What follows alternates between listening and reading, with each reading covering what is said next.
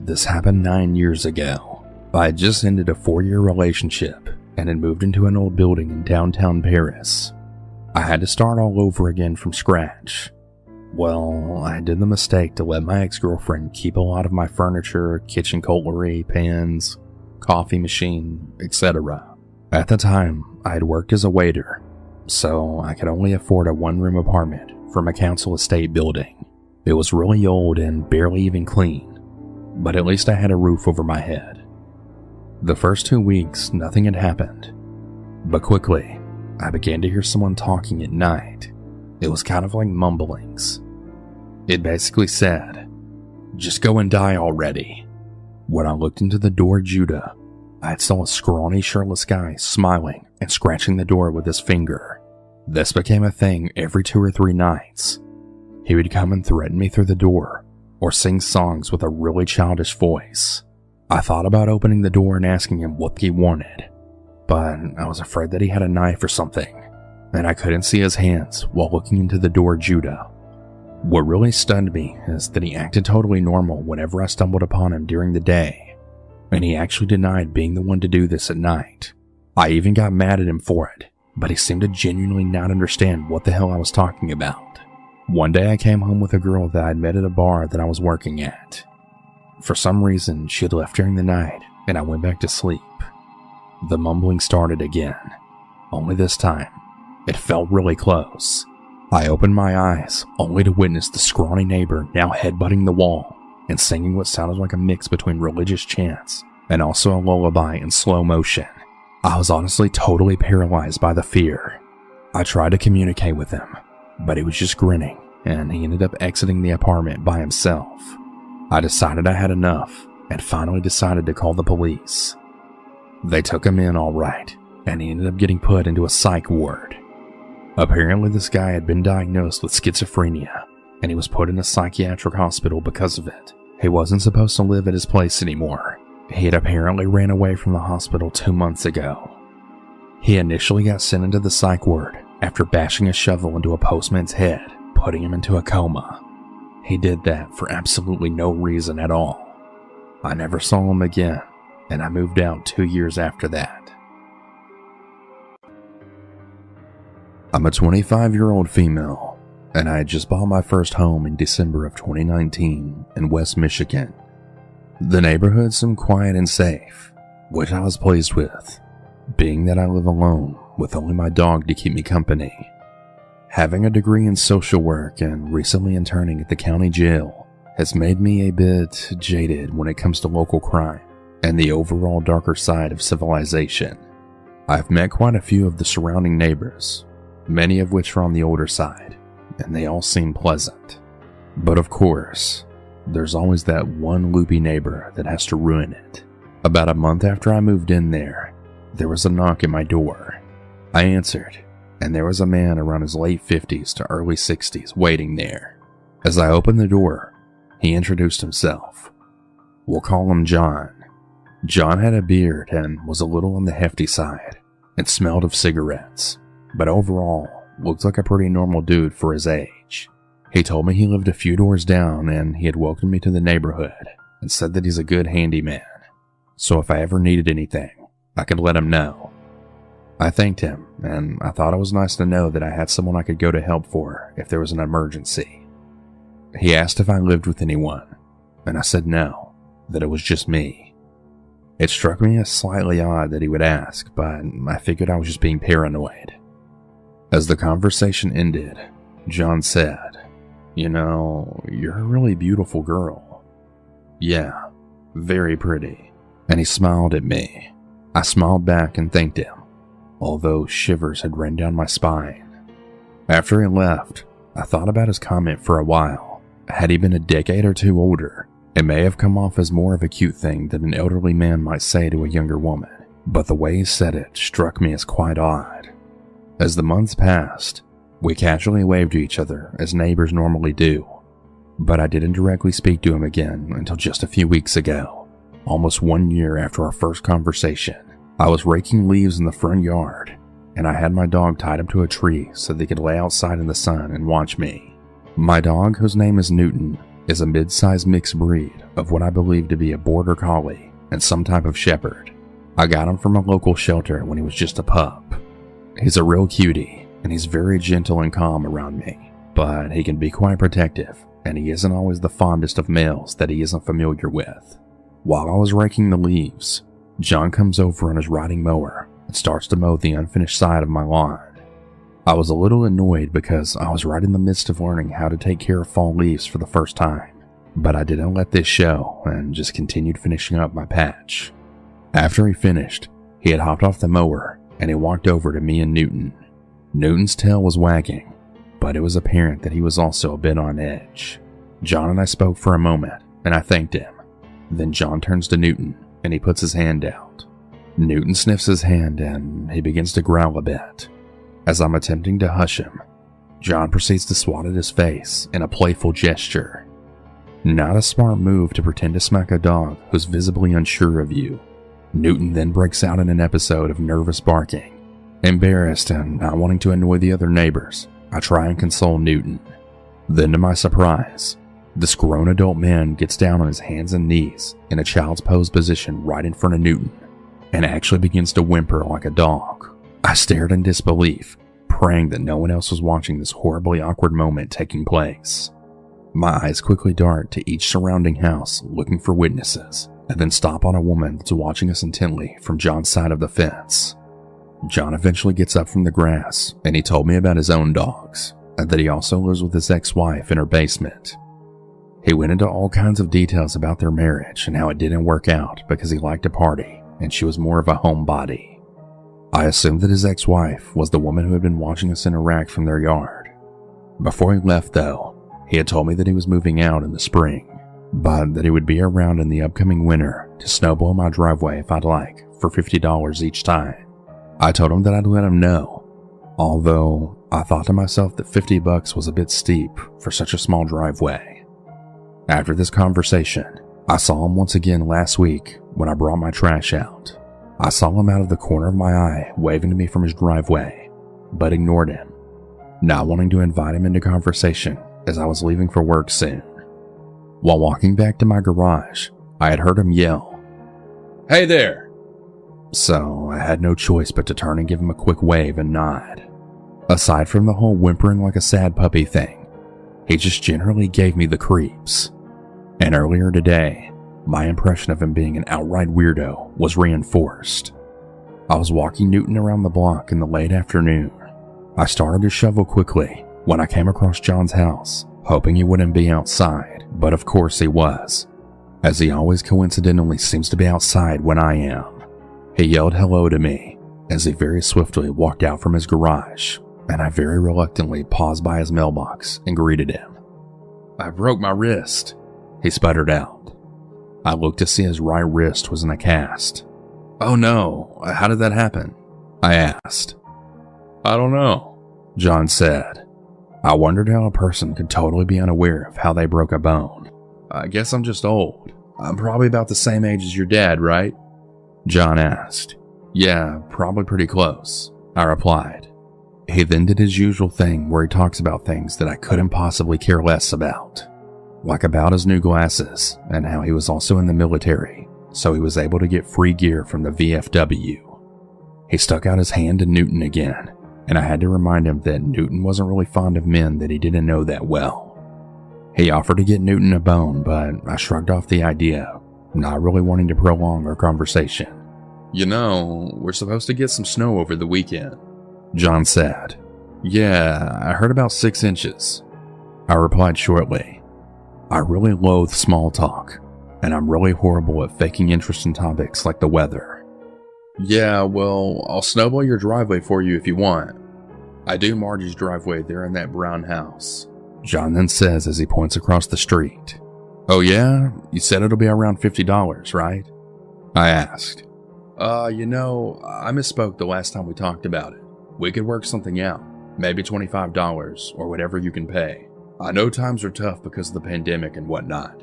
Or instead, we could fool around or something." John stammered. I was a bit quiet for a moment, just trying to process his proposition, and I thought that there was no way I heard him correctly, or that he meant that in a sexual manner. Yeah, I'll let you know, I guess, I said nervously. So, do you have a boyfriend? John asked. No, I answered. I immediately kicked myself mentally for not telling him yes. I'm a horrible liar, though. It doesn't come to me naturally, which can really suck in these types of situations where it could be useful. Well, do you want one? John asked further. Not really, I replied, laughing out of discomfort. Hey, by the way, thanks for waving at me the other day. That was nice of you. I was trying to get your attention, and I didn't think you saw me, John said. Yeah, no problem, I said, wondering why a wave meant so much to him. John began to speak about something else, and to be honest, I don't really remember what he said, because I was so wrapped up in trying to figure out his motive behind his last few comments. I ended up telling him to have a nice day and started to walk away. So yeah, just let me know about the snow blowing. If you can't pay me with cash, we can just fool around, and I would count that as even, he said from behind me, confirming his intentions. Yeah, I don't know about that, I said sarcastically, not turning in his direction as I continued back home. Oh, okay. Well, no big deal, John said in a weirdly friendly manner. I didn't respond, and the rest of the walk home I became pissed. Pissed that I didn't tell him I had a boyfriend or tell him to stay the hell away from me. Pissed at how he was so nonchalant and direct, and assuming that there was even a sliver of chance that I would be down to basically prostitute myself for what? A 40-minute shovel job? Pissed that I now feel uncomfortable inside and outside of my first home that I've worked so hard for. Pissed that so many young women as well as men are put in similar situations, or far, far worse.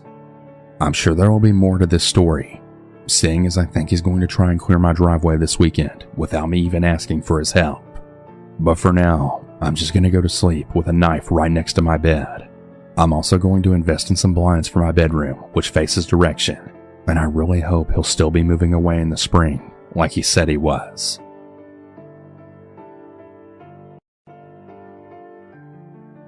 My parents were born in 1952. Their first child, my sister Janie, was born early in 1958. This story takes place at the very beginning of 1959. Now, my father was away on business, and I wouldn't be born until very late in 1960. So my mother and my infant sister are home at the time, and they're both having really bad bouts of the flu. My mom decides to call her mother to come and help her. Now, it's in the middle of the night. My mom, dad, and sister lived in New York City, Manhattan. Grandma lived in Queens and Flushing. So my mom calls her mom, and she asks her to get a cab and come into the city. Grandma says sure, okay. So enough time goes by for Grandma to arrive. My mom then hears a weird scratching sound on her front door. She's a little spooked, and she says, "Mom, is that you? If that's you, why don't you ring the doorbell?" There was no response other than more scratching. Now my mom is really spooked, but asks once more, "Mom, is that you? Whoever it is, if I don't get an answer right now, I'm calling the police." And then just more scratching at the door. So as you can imagine, my mom picks up the telephone and then dials, I guess in the late 1950s, just the operator, since there was no 911 yet. "Hello, my name's Miss O'Donnell.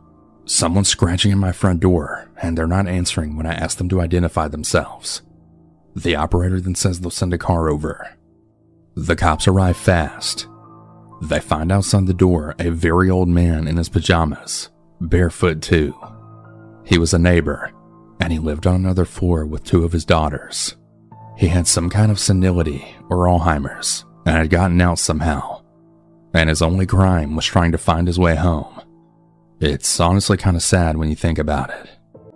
Any other apartment, and no one would have heard him, and he would have gone outside in bare feet.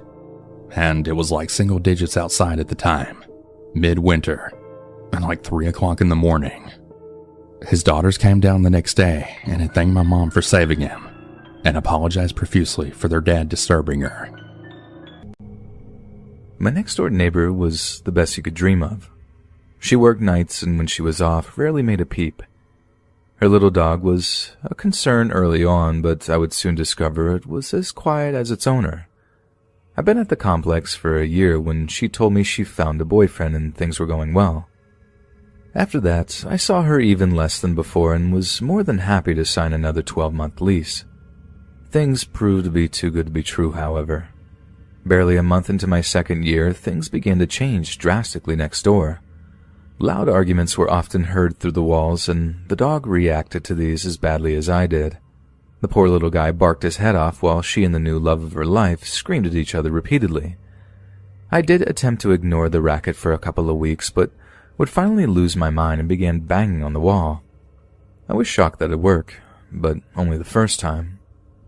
All the others after were ignored.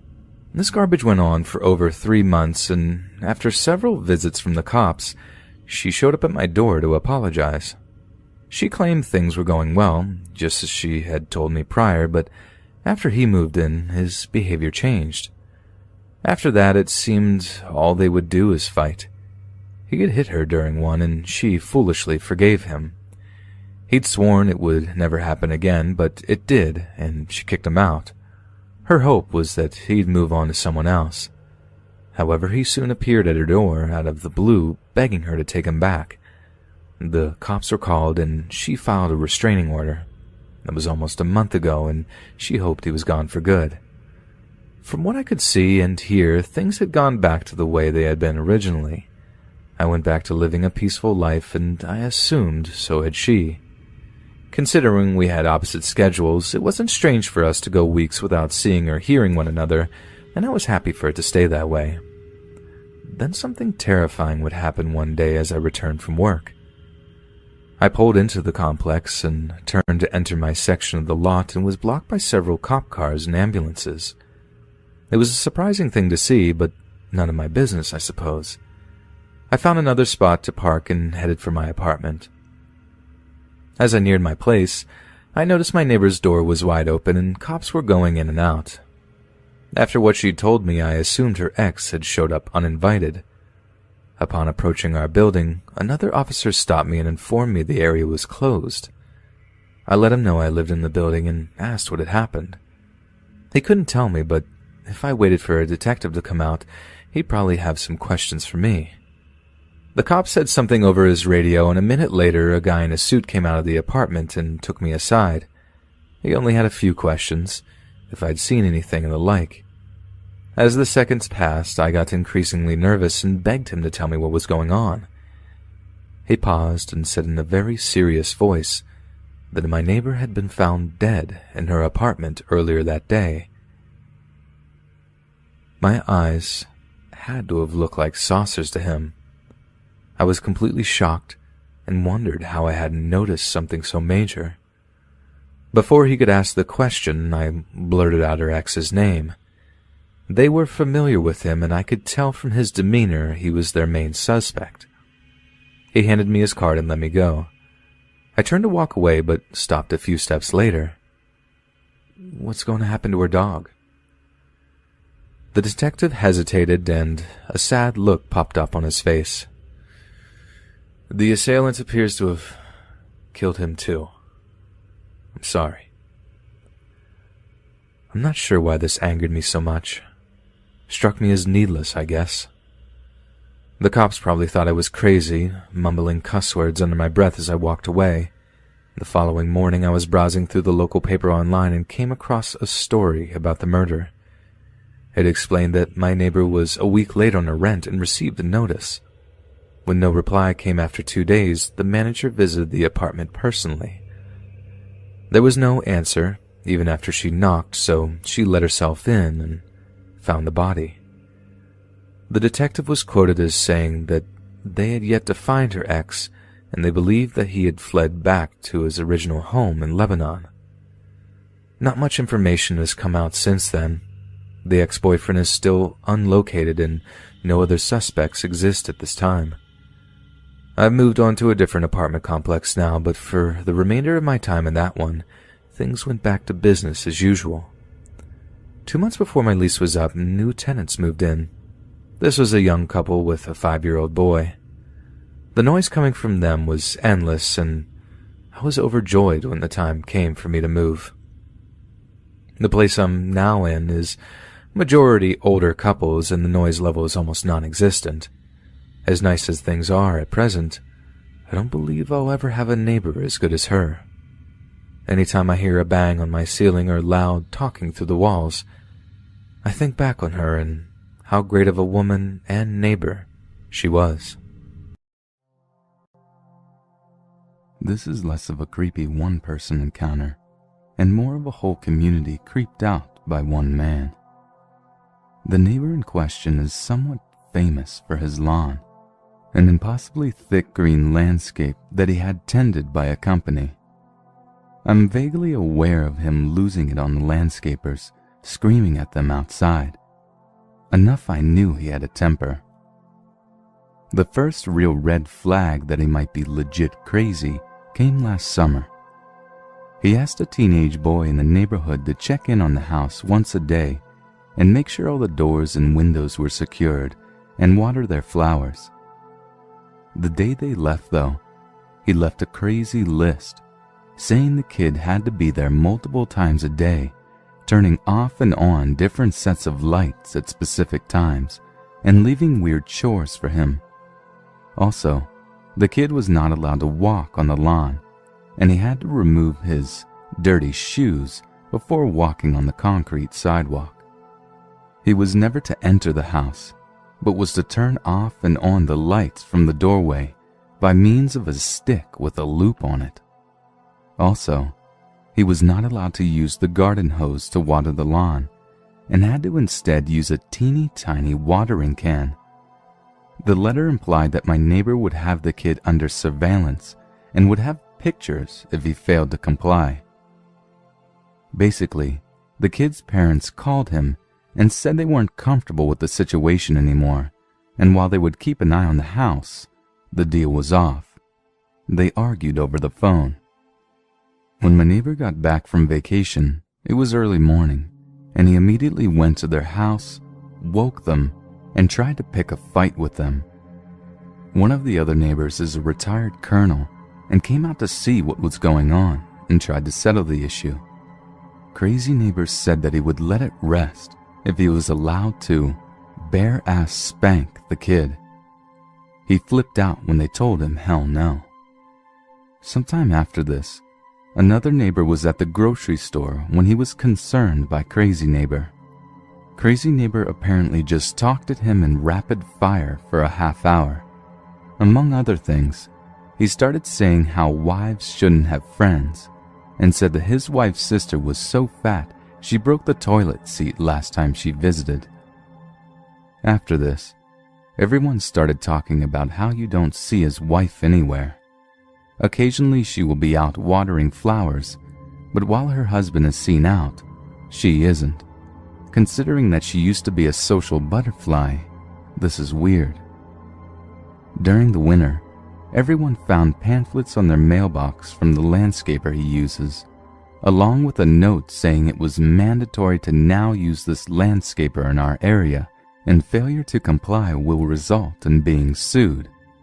We are private, single-family homes with no homeowners association, so this is patently untrue. During the winter, someone saw his wife and her arm was in a sling and she had a black eye. When they went to ask her about it, he wouldn't let her speak and said she had slid on ice. Since then, there have been a few attempts made to talk to her alone, and all have failed. They've gone so far as to get their church involved and to call a welfare check by the cops when he was out of the house. But if she is being abused, she has been refusing help.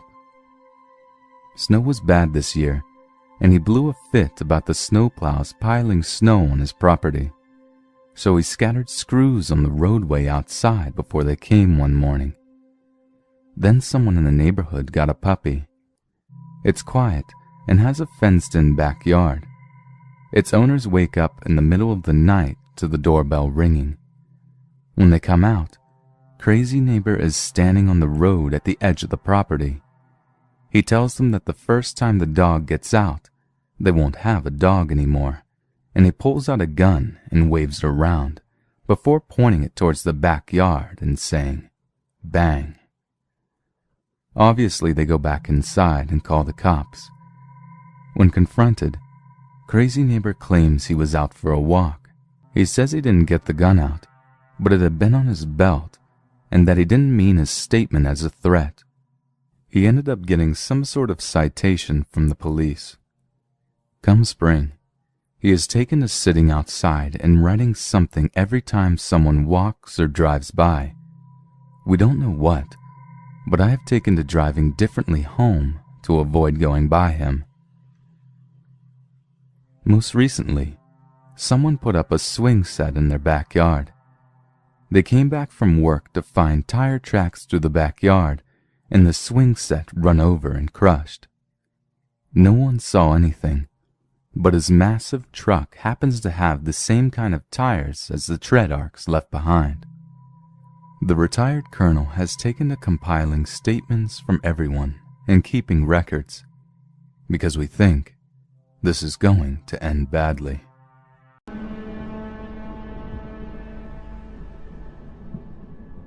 When I was 30 years old, I'd saved enough money to buy my first house. It wasn't anything special, and honestly, all things considered, it wasn't in the best neighborhood either. But I was still proud of the accomplishment nonetheless. I'd met all the nearby neighbors in, I'd say, the first 2 weeks I moved in. Considering the neighborhood, I was surprised to discover they all actually seemed pretty nice. A couple of them even invited me over for dinner a few times. And having lived in different apartments all my life, this wasn't really something I was used to. Of course, they weren't all like this, however. 2 houses down from the house I moved into lived a man that was probably 50 years old.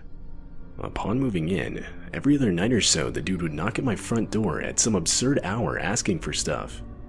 So, like, as an example, the first time it happened, he asked me if I had any spare bread I wasn't gonna eat. Another time, he asked me if I could fill up a bucket with water, because his was turned off. It was just random, but somewhat understandable things like that. But I drew the line when he started asking me for money. I figured I had no obligation to be constantly meeting this guy's needs. I mean, I had pretty much just met the dude. I'd started opening the door to his knocks less and less, but this didn't seem to have any effect on the number of times he would show up. Fast forward to a night a few weeks later, and again another knock. I'd planned to ignore it, like I had grown accustomed to doing by that point. But as I looked through the people, I noticed the guy looked distressed. Seeing this, I decided the right thing to do would be to open up the door. So I did. I asked him what he needed, and what he responded with was not at all the type of response I was expecting. He asked me if I could come over and show him how to use his new grill.